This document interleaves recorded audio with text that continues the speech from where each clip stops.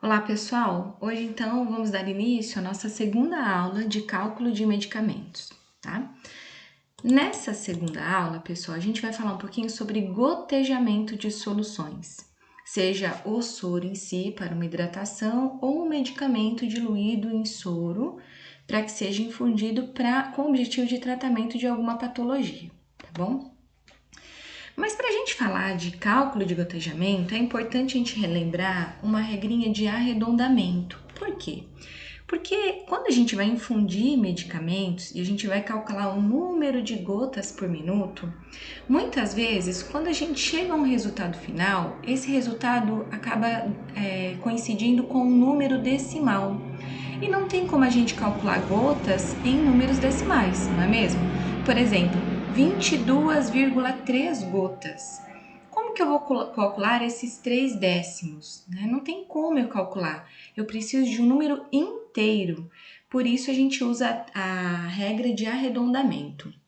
Então, na enfermagem, a gente acaba usando essa regra justamente para arredondar esses resultados, porque eu tenho que ter um número inteiro para que eu consiga calcular precisamente quantas gotas ou quantas microgotas vão pingar no período de 1 minuto para que eu consiga correr infundir, na verdade, toda aquela solução no tempo prescrito pelo médico. Então, vamos lá. O que fala a regrinha do arredondamento? Então, quando a gente tiver um resultado final, onde o primeiro número que vem logo após a vírgula for igual ou menor que 4, a gente vai preservar o número inteiro, tá? Sem alterar. Então, vamos ver aqui nesse exemplo, ó. Vamos supor que a gente fez o cálculo de gotejamento e deu lá 53,24. A gente sempre vai analisar o primeiro número após a vírgula.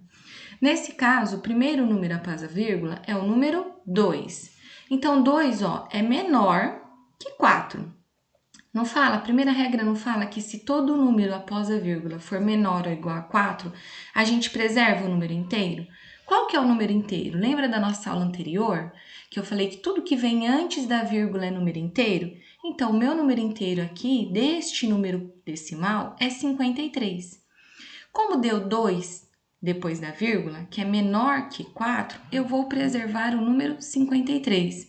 Então, quando eu for calcular as minhas gotas, que eu for lá contar as minhas gotinhas no equipo de soro, eu sei que eu vou ter que contar 53 gotas, tá? E aqui pode ser, dependendo do que o médico estiver solicitando, pode ser em gotas ou microgotas. Nós vamos ver mais à frente os cálculos para gotas e cálculos para microgotas. Outra regra, ó. Quando o algarismo que vier logo após a vírgula for maior ou igual a 5, então a gente aumenta uma unidade no número inteiro. Relembrando, o número inteiro é todo aquele número que está antes da vírgula. Então, vamos lembrar das casas, ó, unidade e dezena, né? Não é 42?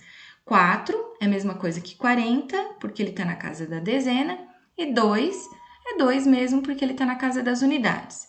Bom, nesse exemplo aqui, eu tenho 42,87. Como o primeiro número após a vírgula é 8, ou seja, é um número maior que 5, eu vou então aumentar uma unidade no número inteiro. Então, agora, em vez de 42, eu vou considerar 43 gotas ou microgotas, tá, pessoal? Então, para a gente saber como a gente vai arredondar, a gente tem que analisar o primeiro número após a vírgula e ver essas regras aqui, ó. Se for menor ou igual a 4, eu mantenho o número que está inteiro antes da vírgula. Se for maior ou igual a 5, eu aumento uma unidade ao número inteiro para calcular quantas gotas por minuto, tá bom? Então, ó, o paciente, gente, mediante a sua doença, a sua patologia, ele pode sim necessitar ou de uma hidratação, né, que é uma reposição hídrica, ou mesmo de uma solução endovenosa associada a medicamentos. E esses medicamentos, quando o médico prescrever, ele vai falar assim, por exemplo, olha, Maria, eu quero que você instale 100 ml de sorinho para correr em 1 hora, ou para correr em 30 minutos, para correr em 4 horas.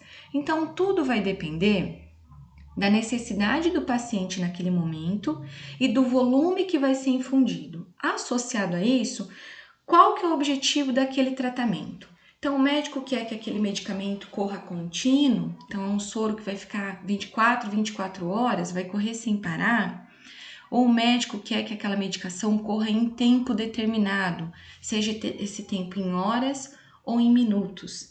Então, por isso, a gente tem que saber calcular esse gotejamento, para saber quantas gotinhas vão pingar em cada minuto, para eu ter naquele volume, naquele tempo total prescrito pelo médico, a infusão de todo o medicamento.